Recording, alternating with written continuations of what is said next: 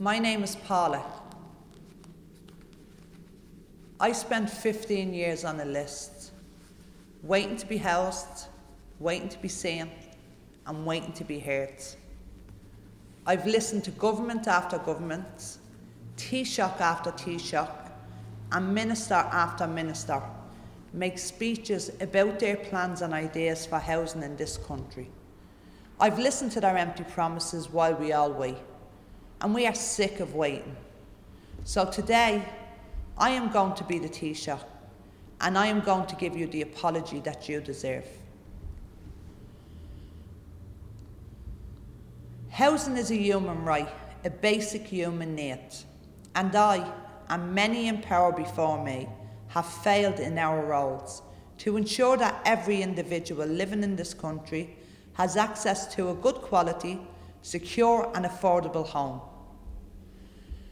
I'm sorry to the thousands of people on the social housing list in this country, to every adult and child in emergency accommodation, in hotels, hostels and shelters, to every adult and child in direct provision, to those staying with friends and family, living in others' back gardens and sleeping on couches, to those who have relocated miles from where they work, forced to spend hours a day commuting, to those paying extortionate rents, to those who can't afford to save for a mortgage, to those in negative equity, to the older people who have remortgaged to help someone else secure a home, to the young people who are stuck in their parents' homes or have made a decision to emigrate, to the traveller community whose nomadic ways of life have been criminalised, to those with a disability who cannot secure an appropriate home to meet their needs, to those in abusive relationships who can't live because they fear that they'll be out in the streets, and to those living on our nation's streets, and to those who have died on our streets. I stand before you all today to give you the apology you deserve. To Brendan, who feels like he is living on a trapdoor with a rope around his neck, at the mercy of landlords who ignore complaints about filthy carpets and a broken shower, cold water and cold air howling through cracked windows.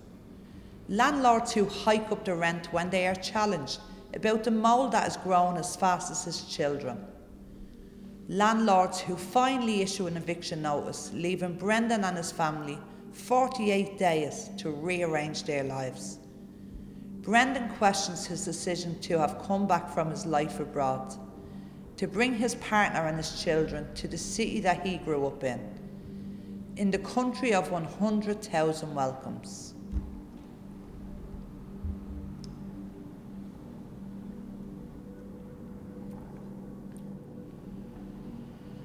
To Alia, whose family received an eviction notice months before her leaving cert. Her studying time was replaced with hours on the phone, trying to find a room for 3 children and 2 adults. Alia spent every evening in the library making use of the Wi-Fi, but one night she missed her curfew to study for a science exam and was put in a hostel room with 8 strangers. She was scared and shaken and saw someone overdose. Alia blames herself for getting lost in her studies that evening, and she now talks to her sisters just once a week. To Kevin, who was living in a hub and planning to kill himself, no longer able to cope with the size of the room once a new cot had been set up. The intensity of living with a pregnant partner, the smell of the food from the canteen where they had to eat, the stress, the worry, wondering will this ever get better, kept alive by the love he has for his baby daughter in her tiny little shoes, not wanting to leave her there and never wanting her to know that she was born in a hub. To Mary, who only wants a safe haven, a place to hang the framed picture of her boy on his first day of school, with his blue glasses and his snowy white hair. She's been on the housing list for her son's whole life, She checks once a week online, praying that she has moved up on the list. But her number has only moved once in 3 years. Mary was given the options: to go homeless, to go into emergency accommodation, or take an apartment with a kicked-in door and a gang selling drugs outside. Lonely and isolated, Mary feels like she has been dumped in hell and forgotten. To David, who is no longer young and who misses his holy stick, which is in his parents' house here in Ireland, while he lives abroad.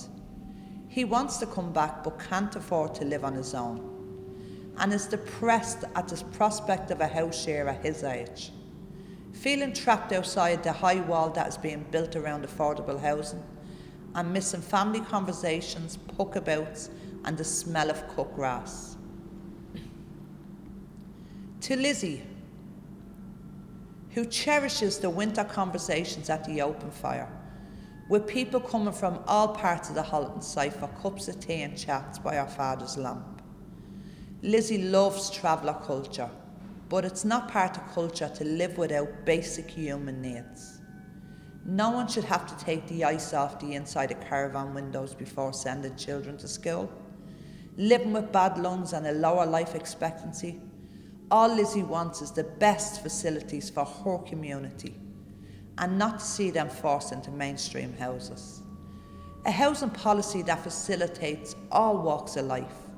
But now Lizzie is being asked to move and leave behind years of memories because the people in the nearby apartments don't like the view. To Paddy, who remembers the New Year's Eve party that he and his wife were at, when someone explained the term negative equity. And now, in mortgage arrears, every year on his children's birthday, Paddy counts another year in debt, and he wishes that debt a happy birthday. He is haunted by the memory of the day when he and his wife realised they can't afford to have another child. And he has gotten used to see his wife cry for that child.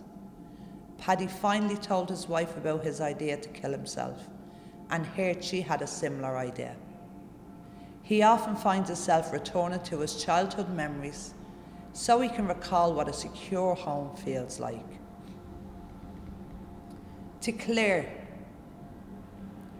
who has spent so much time scanning ads online for apartments that claim to be accessible, but only allow a wheelchair user in the door, and don't consider the need to move around inside, or to have a shower, or have room for a couch for guests, or have a nearby bus stop to get to work. Claire was excited to finally secure an apartment in the city that was actually accessible. But now, all she feels is stress, as she pays her rent but can't move in, because there is no personal assistance supports available to her. Claire can't see any light at the end of the tunnel. To Raphael, who is constantly looking for a place to live, and who has slept in overcrowded houses and on friends' couches and floors. His doctor has told him to find a better place to live for the sake of his health, but where can he go? He wonders how you are supposed to get references if you've been in direct provision most of your life. He is tired of potential landlords being more interested in the fact that he is black, rather than the fact that he is a healthcare worker, a student, and a youth mentor. He is tired of always moving and just wants somewhere to belong, wishing that there was a sense of humanity in the housing system. Raphael just wants to be free. To the children who have spent year after year in emergency accommodation, their childhood memories robbed of the many milestones and memories that they should have had. The children absorbing their parents' anxieties. The children commuting to school like worn-out adults. The children who don't have a table to eat their breakfast at or do their homework on. And to Paula, who is talking to all of you now, she spent 15 years on a council list waiting to be housed.